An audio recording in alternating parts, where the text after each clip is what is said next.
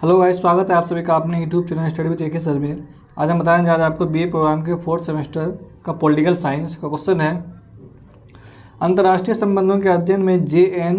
Tickner द्वारा प्रतिपादित नारीवादी उपागम पर निबंध लिखिए। गाइस, उससे पहले मैं आपसे एक रिक्वेस्ट करना चाहूँगा, अगर हमारे चैनल पर नए हैं तो प्लीज़ हमारे चैनल को लाइक, शेयर और सब्सक्राइब जरूर कर दीजिए। तो चलिए शुरू करते हैं वीडियो। नारीवाद नारियों के अधिकारों का समर्थन करता है।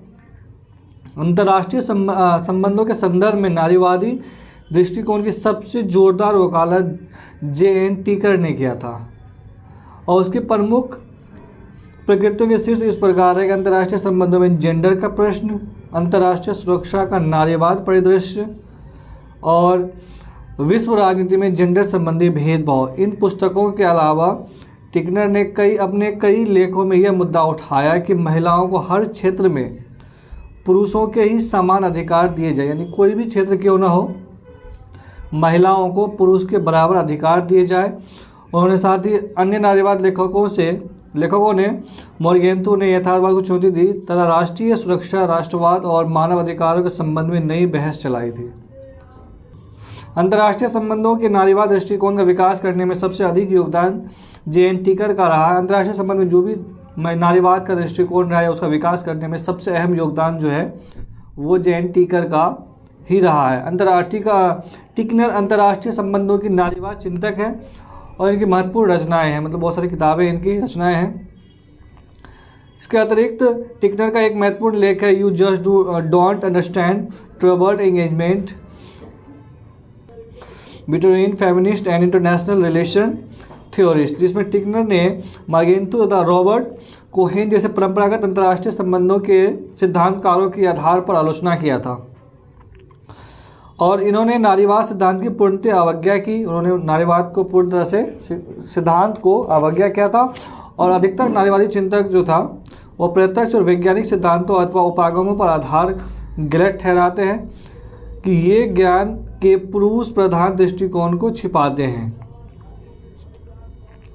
गलतफहमी के स्रोत अंतर्राष्ट्रीय संबंधों के अध्ययन में टिकनर ने केंद्रीय विषय बनाया था। यानी अमेरिका में अंतर्राष्ट्रीय संबंधों के विकास के बारे में बात करते हुए वह लिखती है कि अंतर्राष्ट्रीय संबंधों का अध्ययन 20वीं शताब्दी के आरंभ में राजनीति के एक उपविषय के रूप में आरंभ हुआ था और द्वितीय विश्व युद्ध के बाद इसकी विषय के रूप में अपनी विशिष्ट पहचान बन गई, परंतु फिर भी यह है राजनीतिक विज्ञान का ही एक अंग रहा है। मतलब द्वितीय विश्व युद्ध के बाद ये जो है एक अपना विशिष्ट पहचान बना लिया था, लेकिन फिर भी ये राजनीतिक विज्ञान का एक अंग रहा। सिद्धांतिक अर्थ पर इसका मानना है कि अंतर्राष्ट्रीय संबंधों के अधिकतर समस्याएं वैज्ञानिक उपागमों के आधार पर सुलझाई जा सकती है। सैद्धांतिक स्तर पर इसका मानना है कि अंतर्राष्ट्रीय संबंध में जो भी अधिकतर समस्याएं हैं वो वैज्ञानिक के आधार पर या उपागमों के आधार पर इसको सुलझाया जा सकता है और इसके ऐतिहासिक, समाजशास्त्रीय व कानूनी आधारों की अवज्ञा की गई है। दूसरे मायनों में अंतर्राष्ट्रीय संबंध और सामाजिक वैधानिक शोध का एक अंग बन गया है और अंतर्राष्ट्रीय संबंधों में सैद्धांतिक निर्माण के लिए प्राकृतिक विज्ञानों और शास्त्रों के उपागमों को अपनाया गया है। अंतर्राष्ट्रीय संबंधों में सैद्धांतिक निर्माण के लिए जो प्राकृतिक नियमों, विज्ञानों और अर्थशास्त्र के उपागमों को अपनाया गया है और जिनका उद्देश्य व्यवहार के लिए कानून एवं नियमितताओं को खोज करना था। मतलब इसका जो मेन जो पर्पस था वो अंतर्राष्ट्रीय व्यवहार के लिए जो कानून होना था या नियमितता जो चीज़ें होती थी उनका खोज करना था और विशेषतः अंतर्राष्ट्रीय विवादों अथवा युद्ध के संदर्भ में, विशेष करके अंतर्राष्ट्रीय तौर पर जो विवाद है या युद्ध के संदर्भ में जो भी चीज़ें होती है उसके बारे में पता लगाना। द्वितीय विश्व युद्ध के उपरांत अंतर्राष्ट्रीय संबंधों में सबसे लोकप्रिय सिद्धांत यथार्थवाद ने अंतर्राष्ट्रीय व्यवस्था को अराजकता की अवस्था माना। यानी द्वितीय विश्व युद्ध के दौरान सबसे ज़्यादा लोकप्रिय सिद्धांत जो था वो यथार्थवादियों ने अंतर्राष्ट्रीय व्यवस्था को अराजकता व्यवस्था माना था, जहाँ प्रत्येक राज्य की शक्ति के ऊपर कोई सर्वोच्च शक्ति नहीं होती है। यानी उसका मानना है कि प्रत्येक राज्य की जो शक्ति है उनके ऊपर कोई और शक्ति नहीं होती है जो उनके कार्यों को निर्देशित कर सके। उसके बाद अगला पॉइंट है इसका, अंतर्राष्ट्रीय व्यवस्था एक ऐसी व्यवस्था है जिसमें प्रत्येक राज्य को अपनी सुरक्षा और उत्तरजीविता आत्म सहायता व शक्ति संचय के आधार पर करनी पड़ती है। यानी अंतर्राष्ट्रीय व्यवस्था एक ऐसा व्यवस्था बन गया है जो अपने हर राज्य को अपनी सुरक्षा और उत्तरजीविता, आत्म सहायता और शक्ति संचय के आधार पर ही करना पड़ता है।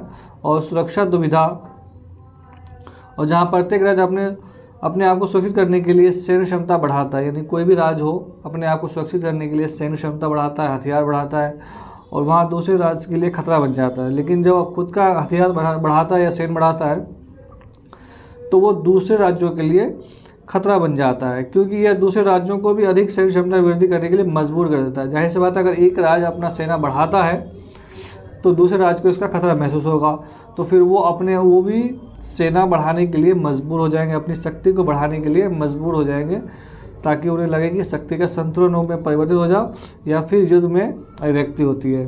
उसका अगला पॉइंट है इसका, यथार्थवादी लेखक अंतर्राष्ट्रीय स्तर पर अराजक की स्थिति की राज्यों की आंतरिक स्थिति के साथ तुलना करते हैं। मतलब यथार्थवादी लेखक जो है वो अंतर्राष्ट्रीय स्तर पर जो अराजक स्थिति है उनकी तुलना जो है ना वो राज्यों की स्थिति के साथ कर देते हैं, जहाँ कानून एवं व्यवस्था और कानून का शासन प्रधान होते हैं। मतलब जहाँ राज्य होता है वहाँ पर कानून का शासन होता है, और अंतर्राष्ट्रीय स्तर पर प्रत्येक राज्य को एकल विवेकपूर्ण खिलाड़ी मानते हैं, यानी एक अकेला खिलाड़ी मानते हैं और विवेक से अपनी बुद्धि से काम चलाते हैं, जिसके व्यवहार को अराजक व्यवस्था के संदर्भ में ही समझा जा सकता है। यानी जिसका जो व्यवहार है उस व्यवहार को अराजकता के संदर्भ में भी ही समझा जाएगा। उपरोक्त यथार्थवादी सिद्धांत के विपरीत टिकनर के अनुसार समकालीन नारीवादी लेखक अंतर्राष्ट्रीय संबंधों में जेंडर को केंद्रीय विषय मानते हैं। यानी ऊपर में जो भी सिद्धांत हमने पढ़ा है उसके विपरीत टिकनर के अनुसार समकालीन नारीवाद में के जो लेखक है वो अंतर्राष्ट्रीय संबंधों में जेंडर को केंद्रीय विषय मानते हैं, सेंट्रल उसको चीज़ें मानते हैं। नारीवादी लेखक सेक्स तथा जेंडर में अंतर करते हैं, जहाँ सेक्स का अभिप्राय जीव विज्ञान से है, यानी सेक्स जो होता है वो जीव विज्ञान से संबंधित है, और लड़का अथवा लड़की वहाँ अंडर एक सामाजिक तथा समाज निर्मित धारणा है, यानी जो अंडर सामाजिक है उसका समाज का निर्मित एक धारणा है, अथवा अर्थात किसी समय या परिस्थिति विशेष में लड़का लड़की होने का क्या अर्थ है, वे सामाजिक विशेषताओं को जो लड़के और लड़कियों को अलग कर देती है। नारीवादी लेखक जेंडर की परिभाषा कुछ ऐसे सामाजिक तथा सांस्कृतिक दृष्टिकोण से निर्मित तत्वों के संदर्भ में करते हैं, जिसमें शक्ति, स्वायत्तता, विवेक तथा सार्वजनिकता आदि को पुरातत्व के साथ जोड़ा जाता है, और इसके विलोम कमजोरी, अस्थिरता, भावना, निजी को स्त्रीत्व के साथ जो कमज़ोर कड़ी है, जिसमें अस्थिरता हो, भावना हो, निजी प्राइवेट चीज़ें हो, ये महिलाओं के साथ जोड़ दिया जाता है। विवेक हो, स्वायत्तता हो, सार्वजनिकता हो, ये पुरुष के साथ जोड़ा जाता है। इसका अगला पॉइंट है, इसका अर्थ है कि वास्तविक पुरुष का अर्थ है कि वह स्त्री सुलभ कमजोरियां न दिखाए। इसका अर्थ है कि वास्तविक पुरुष का अर्थ है कि वह स्त्री सुलभ कमजोरियां न दिखाए, क्योंकि ये विशेषता समाज निर्मित है। क्योंकि इसका मतलब ये है कि वास्तविक अर्थ में पुरुष का अर्थ ये है कि वह स्त्रियों का सुलभ कमजोरी को नहीं दिखाना चाहिए, क्योंकि ये कमजोरियां जो है वो समाज के द्वारा निर्मित है। ऐसा संभव है कि इंदिरा गांधी एक लो स्त्री यानी आयरन लेडी या पुरुष जैसा व्यवहार करने की आशा की जाए। कई नारीवादी लेखकों का मानना है कि अंतर्राष्ट्रीय संबंधों के प्रतिस्पर्धात्मक क्षेत्र में सफल होने के लिए इस तरह का व्यवहार आवश्यक था, परंतु जेंडर शब्द का अर्थ हमेशा गलत लिया जाता है, जिसके कारण नारीवादी लेखकों और परंपरागत अंतर्राष्ट्रीय संबंधों के लेखकों के बीच कई गलतफहमियां और गलत संप्रेषण पैदा हो जाता है। यानी जेंडर शब्द का जो अर्थ है वो हमेशा से गलत तरीके से लिया जाता है, जिसके वजह से नारीवादी लेखक जो है और परंपरागत अंतर्राष्ट्रीय संबंध जो है वो लेखकों के बीच कई गलतफहमियां पैदा हो जाता है, क्योंकि अंतर्राष्ट्रीय संबंध का सिद्धांत एक असामाजिक अराजक अंतर्राष्ट्रीय वातावरण में कार्यरत एकल राज्यों पर आधारित है। अतः यथार्थवादी सिद्धांत नारीवादी लेखकों के लिए इस क्षेत्र में प्रवेश करने का कोई आधार प्रदान नहीं करता, क्योंकि नारीवाद ऐसी विचारधारा पर आधारित है जो सामाजिक संबंधों को अपने विश्लेषण का केंद्रीय आधार मानता है।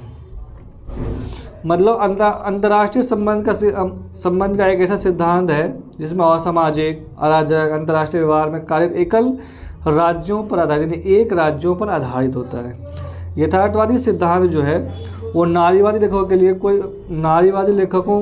के लिए क्षेत्र में प्रवेश करने का कोई आधार नहीं देता है, क्योंकि नारीवादी एक ऐसी विचारधारा है जिसमें सामाजिक संबंधों को केंद्रीय विश्लेषण के रूप में माना जाता है और साथ ही साथ समकालीन नारीवादी और प्रगतिशील एवं मुक्तिदायक लक्षणों के प्रति कटिबद्ध होते हैं।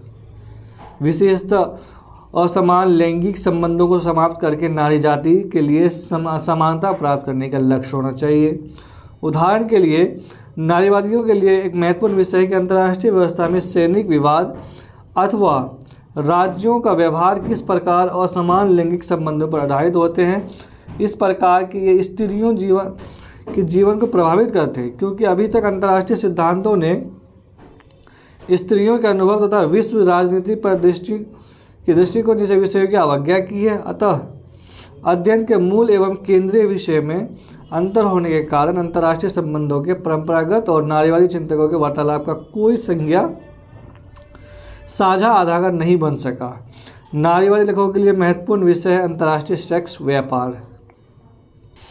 विदेशी घरेलू नौकरानियों का यौन शोषण, अंतर्राष्ट्रीय जनसंख्या स्थितियों में अंतर्राष्ट्रीय संगठन, अंतर्राष्ट्रीय लैंगिक श्रम विभाजन आदि है। नारीवादी सिद्धांत का निर्माण कैसे हुआ?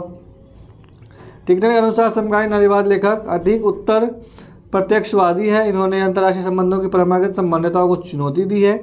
टिकनर का मानना है कि समकालीन नारीवादी का जो लेखक है वो अधिक प्रत्यक्षवादी है। इन्होंने अंतर्राष्ट्रीय संबंधों की परंपरा मान्यताओं को ही चुनौती दे दिया है। उस उत्तर प्रत्यक्षवादी लेखकों का मानना है कि सिद्धांत हमेशा किसी के लिए और किसी उद्देश्य के लिए बनाए जाते हैं।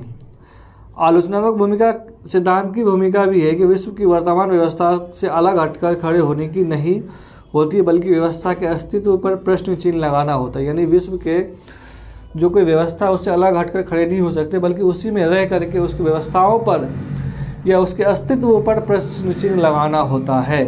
सिद्धांत एक नई वैकल्पिक व्यवस्था के निर्माण में दिशा निर्देश का कार्य कर सकते हैं। नेक्स्ट पॉइंट है इनका, अंतर्राष्ट्रीय संबंधों में परंपरागत दृष्टिकोण की आलोचनाएं करते हुए नारीवाद चिंतक और अंतर्राष्ट्रीय संबंधों तथा राजनीतिक विज्ञान के दायरे से निकल करके अन्य सामाजिक विज्ञानों के अनुभव से प्रेरणा ग्रहण करते हैं। मतलब ये जो नारीवादी दृष्टिकोण है उसका आलोचना करते हैं और उसका चिंतक जो आलोचना करते हैं और अंतर्राष्ट्रीय संबंधों और राजनीतिक विज्ञान के दायरे से निकल करके दूसरे सामाजिक विज्ञानों से अनुभव प्राप्त करते हैं। नारीवादी लेखकों ने अलग अलग विचारधाराएं, जहां मार्क्सवादी, उग्रवादी, समाजवादी, उदारवादी तथा उत्तर आधुनिकवादी, परंतु विचारों में भिन्नता के बाद सभी लेखक नारी प्रशोषण एवं उत्पीड़न के कारण और परिणामों की बात करता है और इन्हें समाप्त करने के उपाय सुझाते हैं। इसे श्रम बाजार में लैंगिक असमानता और सार्वजनिक व निजी क्षेत्र में की धारणा में निहित मानते हैं, परंतु समग्र रूप से नारीवाद उन सभी प्रकार की व्यक्तियों की जांच में लगा हुआ है जिसका प्रयोग पुरुष वर्ग द्वारा स्त्री वर्ग पर किया जाता है। यानी जो धारणा है, चाहे निजी क्षेत्र में हो चाहे सार्वजनिक क्षेत्र में हो, श्रम बाजार में यानी लेबर हो, श्रम मतलब मजदूरी, तो इसमें उस प्रकार की शक्तियों का प्रयोग जांच में लगा हुआ है जिसमें पुरुष द्वारा महिलाओं पर उपयोग किया जाता है। इस तरह सांद्रा व्हाइटवर्थ लिखती है कि अंतर्राष्ट्रीय संबंधों में परंपरागत क्षेत्र में विपरीत समकालीन नारीवाद की जड़ें सामाजिक आंदोलन में है, अर्थात नारी शक्ति आंदोलन, नारीवाद वर्तमान लिंग आधारित पर सख्त एवं ढांचों का समाज में पुरुष स्त्री संबंधित स्वीकृत नैतिकता एवं मूल्यों के विरुद्ध संदर्भ का प्रतिनिधित्व करता है। नारीवाद ने यह विरोध कई स्वरूपों में अभिव्यक्त किया है, जहाँ कई लेखकों का विचार है कि स्त्रियों को उन क्षेत्रों में भी नौकरी करने का अधिकार दिया जाए जहाँ ऐतिहासिक रूप से अभी तक पुरुष प्रधान रहे हैं। यानी उस क्षेत्र में महिलाओं को नौकरी दिया जाना चाहिए जहाँ पर हमेशा से पुरुष करता आया है। अन्य लेखकों ने माल सामाजिक परिवर्तन की मांग की है और राजनीतिक होने के कारण नारीवादी परंपरागत अंतर्राष्ट्रीय संबंधों से अलग रास्ता अपनाता है। नारीवाद का समय अंतर्राष्ट्रीय संबंधों के उन आंतरिक प्रश्नों का उत्तर ढूंढना है जो निरर्थक समझे जा रहे थे।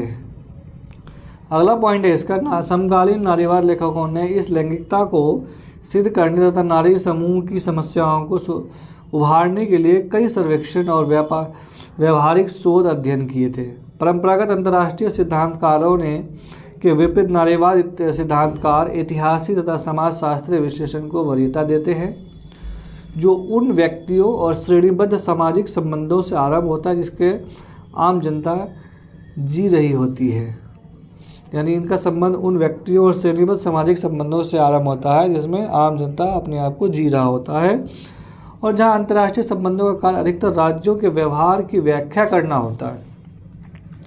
अंतर्राष्ट्रीय संबंध के बारे में जब भी आप जानना चाहेंगे तो उसमें राज्यों का जो व्यवहार है उसकी व्याख्या होता है। वहाँ नारीवाद लेखक मुक्तिदायक लक्ष्यों से प्रेरित होते हैं। वहाँ पर जो नारीवाद लेखक होता है वो मुक्तिदायक चीज़ों से प्रेरित होते हैं जिनका उद्देश्य राज्य एवं अंतर्राष्ट्रीय परिस्थितियों अथवा ढांचा से जीवन का दयनीय स्थिति की जांच करना होता है, उन्हें परिवर्तन लाना है। ये समाज के उन समूहों के जीवन के दृष्टिकोण के अध्ययन के आरंभ में है जो आज तक अंतर्राष्ट्रीय संबंधों का भाग नहीं बने हैं। नारीवाद लेखक स्त्री जाति के दैनिक अनुभव को राज्य तथा वैश्विक स्तर पर राजनीतिक एवं आर्थिक शक्ति के निर्माण तथा कार्यान्वयन के साथ जोड़ते हैं। ये लैंगिक असमानता पर अंतर्राष्ट्रीय राजनीति और विश्व अर्थव्यवस्था के प्रभाव पर ध्यान केंद्रित करता है। यह प्रदर्शित करने वाले प्रयत्न करते हैं कि किस तरह लैंगिक असमानताएं समान ढांचों का ही समर्थन करती है। नारीवाद लेखक यह दिखाने का प्रयास करते हैं कि किस तरह जेंडर अंतर्राष्ट्रीय जीवन और अंतर्राष्ट्रीय राजनीति का अभिन्न अंग है और तथा यह इसका अभिप्राय नारी जीवन पर होने वाले प्रभाव से भी आगे जाता है। सुरक्षा और असुरक्षा का प्रश्न। अंतर्राष्ट्रीय संबंधों में नारीवाद के लिए एक महत्वपूर्ण मुद्दा सुरक्षा रहा है। अंतर्राष्ट्रीय संबंध में टिकनर के अनुसार 20वीं शताब्दी के आरंभ से ही सुरक्षा अंतर्राष्ट्रीय संबंधों का मुख्य मुद्दा रहा है। अंतर्राष्ट्रीय संबंधों के नारीवादी लेखकों के लिए भी केंद्रीय विषय है, परंतु सुरक्षा का नारीवादी दृष्टिकोण काफ़ी अलग है, भिन्न है। अर्थात सुरक्षा की परिभाषा, असुरक्षा की व्याख्या, सुरक्षा बढ़ाने के लिए किए जाने वाले उपाय सभी पर नारीवादी दृष्टिकोण और परंपरागत अंतर्राष्ट्रीय संबंधों के दृष्टिकोण से अलग है।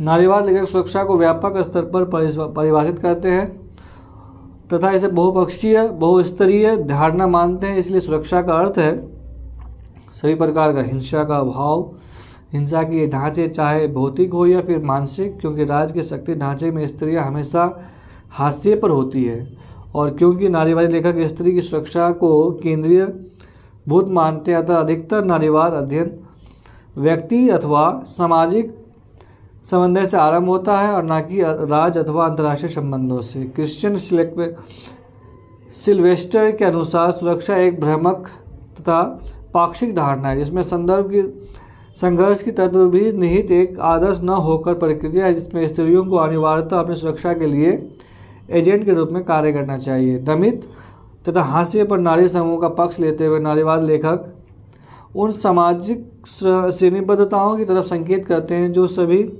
समाजों में व्याप्त है, जो कि स्त्री सुरक्षा के लिए उत्तरदायी है। सुरक्षा के लिए संघर्ष का अर्थ है सामाजिक श्रेणीबद्धताओं का पर्दाफाश करना, एक बात को समझना कि अंतर्राष्ट्रीय व्यवस्था किस प्रकार इसका निर्माण करती है और इन्हें किस प्रकार तोड़ा जा सकता है। सुरक्षा के संदर्भ में नारीवाद लेखक इस बात पर विशेष ध्यान केंद्रित करते हैं कि युद्ध अथवा सशस्त्र विवादों के दौरान नारी सुरक्षा पर क्या प्रभाव पड़ा। ये वे तथ्य है कि माध्यम समकालीन सशस्त्र विवादों का नागरिकों पर होने वाले नकारात्मक प्रभावों की ध्यान दिलाते हैं और संयुक्त राष्ट्र की मानवीय विकास रिपोर्ट के अनुसार युद्धों में मारे जाने वाले आम नागरिकों की संख्या बड़ी तेज़ी से बढ़ोतरी हुई है जो 10% से बढ़कर 90% पहुँच गई है। इस रिपोर्ट के अनुसार इस नागरिक की जनसंख्या में स्त्री सबसे बड़ी शिकार होती है। हालांकि इस नियमित सेना में इसका हिस्सा 2% भी नहीं है। माँ के रूप में अपने परिवार की देखभाल करने वाली इन स्त्रियों का युद्धों के दौरान लगाए गए आर्थिक प्रतिबंधों का भी प्रतिकूल असर पड़ता है, जिसे गल्फ युद्ध में लगाए गए प्रतिबंध युद्ध के कारण जनसंख्या अस्त व्यस्त होने के संदर्भ में रिपोर्ट के अनुसार स्त्रियां, बच्चे, शरणार्थी जनसंख्या 80% हो जाते हैं और परिणाम स्वरूप शरणार्थी जनसंख्या 1970 में 30 लाख से बढ़कर 1994 में 2.7 करोड़ पहुंच गई। बोस्निया का उदाहरण देते हुए ये युद्ध के दौरान होने वाले बलात्कारों की तरफ से अधिक ध्यान दिलाते हैं। इसके अनुसार बलात्कार एकमात्र दुर्घटना नहीं बल्कि क्रमबद्ध राजनीति का हिस्सा होता है। सिंधिया इल्मों के अनुसार सैनिक अड्डों के आसपास कई सामाजिक ढांचे बन जाते हैं जो स्त्रियों के अलावा उनके वेश्याओं के रूप में बेचा जाता है। अब लास्ट पॉइंट इसका निष्कर्ष, नारीवादी लेखक सुरक्षा के प्रश्न पर भी परंपरागत अंतर्राष्ट्रीय संबंधों की धारणा को चुनौती देते हैं और ये दावा करते हैं कि असमान सामाजिक संबंधों पर आधारित है। इनका मानना है कि सुरक्षा की व्यापक धारणा का निर्माण करने से पहले राज्य तथा बाजार के पुरुष प्रधान आधारों का पर्दाफाश किया जा सके। तो ये वीडियो यहीं समाप्त होता है। धन्यवाद।